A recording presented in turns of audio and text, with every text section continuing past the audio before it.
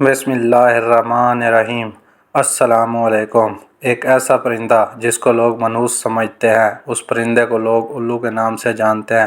کچھ لوگ اس کو گھر میں پریشانی لانے والا پرندہ کہتے ہیں۔ کچھ لوگ تو یہ سمجھتے ہیں جس گھر میں بھی یہ پرندہ بول پڑے یا جس گھر میں بھی یہ پرندہ آنے لگ جائے تو اس گھر میں بہت ہی بڑی مصیبت آنے والی ہے یا کسی کی موت ہونے والی ہے۔ یہ پرندہ ہمیشہ ویرانوں میں ہی رہتا ہے۔ آخرکار یہ پرندہ کیوں سب سے چھپ کر ویرانوں میں رہتا ہے؟ اس پرندے کے متعلق میں آپ کے ساتھ معلومات سے بھرپور ویڈیو شیئر کر رہا ہوں، لہٰذا اس ویڈیو کو آخر تک ضرور دیکھیے گا۔ اور آپ لوگوں نے اس پرندے کو اپنی زندگی میں کبھی نہ کبھی تو ضرور دیکھا ہوگا۔ آپ نے یہ بھی محسوس کیا ہوگا کہ یہ پرندہ ہمیشہ اداس ہی کیوں رہتا ہے اور ہمیشہ ویرانیوں میں ہی کیوں رہتا ہے۔ ناظرین، ایک بار ایک شخص حضرت امام جعفر صادق کی خدمت میں حاضر ہوا۔ ایک شخص نے عرض کیا کہ کیا آپ مجھے بتائیں گے کہ یہ جو الو پرندہ ہے یہ ہمیشہ ویران جگہ پر کیوں رہتا ہے اور ہمیشہ اداس کیوں رہتا ہے؟ آپ نے فرمایا، اے شخص، جیسے تو آج اس پرندے کو دیکھ رہا ہے، یہ پرندہ ایسے ہمیشہ سے نہیں تھا۔ یہ پرندہ ہمیشہ ویرانیوں میں نہیں رہتا تھا اور نہ ہی یہ اداس رہتا تھا۔ اس کے ساتھ ایک واقعہ پیش آیا۔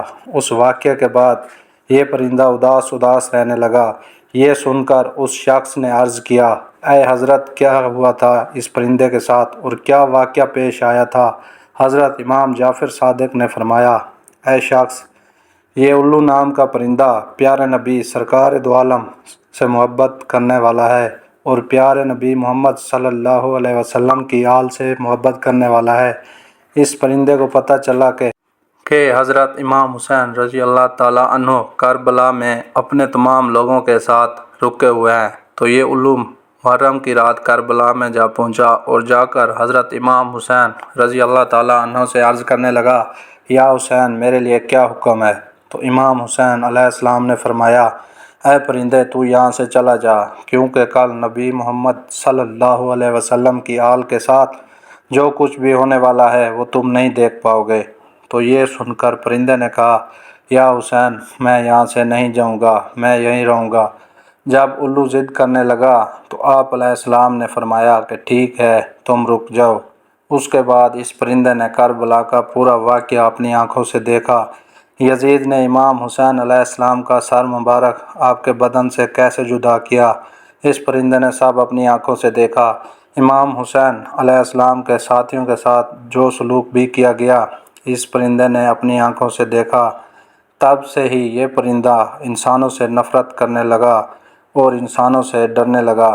یہ پرندہ راتوں کے وقت اندھیروں میں گھومتا ہے، جیسے ہی اجالا ہو جاتا ہے انسان اٹھ جاتے ہیں، ویسے ہی یہ پرندہ واپس لوٹ جاتا ہے۔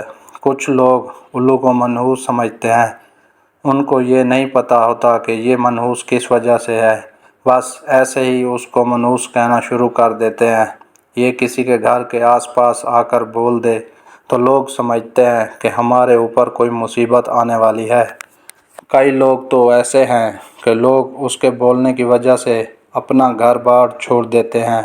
الو کو منحوس سمجھنا ایک جاہلانہ سوچ ہے۔ یہ بیچارہ پرندہ تو کبھی کبھی بولتا ہے، یہ بیچارہ تو انسانوں سے ڈرتا ہے، اس کو کہیں بھی انسان نظر آ جائے تو فوراً اٹھ جاتا ہے۔ تو یہ پرندہ کسی کا کیا بگاڑے گا؟ آپ کو یہ جان کر حیرانی ہوگی کہ دنیا میں 205 اقسام کے الو پائے جاتے ہیں، لیکن ان کی پوری قوم کو دو خاص قبیلوں میں بانٹا گیا ہے، ایک برہان الو اور دوسرا عام الو۔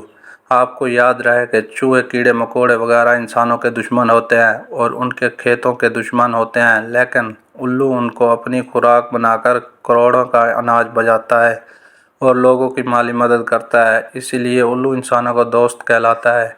عام طور پر ان کی عمر لگ بھگ 12 سال ہے۔ الو اپنا گھونسلہ پیڑوں کی چھاؤں میں بناتا ہے یا اپنا گھونسلہ ویران جگہ پر بناتا ہے یا کسی کنویں میں ویران جگہ پر بناتا ہے۔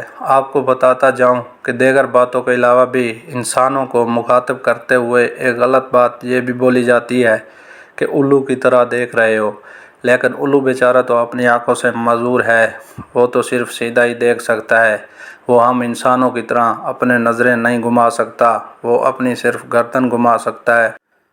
तो कुछ लोग उल्लू का ताना देकर लोगों को कहते हैं कि उल्लू की तरह क्या देख रहे हो। दूसरे परिंदों की निस्बत इसके पर बहुत ही हल्के होते हैं और मुलायम होते हैं, और इसलिए जब ये उड़ता है तो उसके परों की बिल्कुल भी आवाज़ नहीं होती। नाजरीन, उल्लू से मुतल्लिक़ मुख्तलिफ़ इलाक़ों में मुख्तलिफ़ अक़ीदे पाए जाते हैं। जैसा कि बरतानिया में उल्लू के बोलने या उसके रोने की आवाज़ को मनहूस समझा जाता है। जनूबी अफ्रीका में उल्लू की आवाज़ को मौत की अलामत समझा जाता है।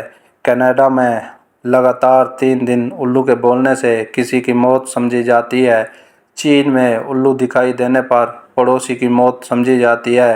ईरान में उल्लू की अच्छी आवाज़ को खुशी की खबर माना जाता है और रोने वाली आवाज़ को बुरी खबर समझते हैं। तुर्की में भी उल्लू को मनहूस समझा जाता है, लेकिन सफ़ेद बालों वाले उल्लू को सही समझा जाता है। हिंदुस्तान में उल्लू का घर पर बैठकर बोलना अच्छा शगन नहीं माना जाता, लेकिन हिंदुस्तान में दिवाली के मौका पर खुशखबरी लाने के लिए जादू टोना ख़त्म करने के लिए उल्लू की बलि चढ़ाई जाती है, यानी कि उल्लू की कुर्बानी दी जाती है। मैं उम्मीद करता हूँ कि आज की वीडियो से आपको बहुत ही मालूमात मिली होगी। मज़ीद मालूमाती और इस्लामी वीडियोज़ देखने के लिए मेरे चैनल को सब्सक्राइब करें। शुक्रिया।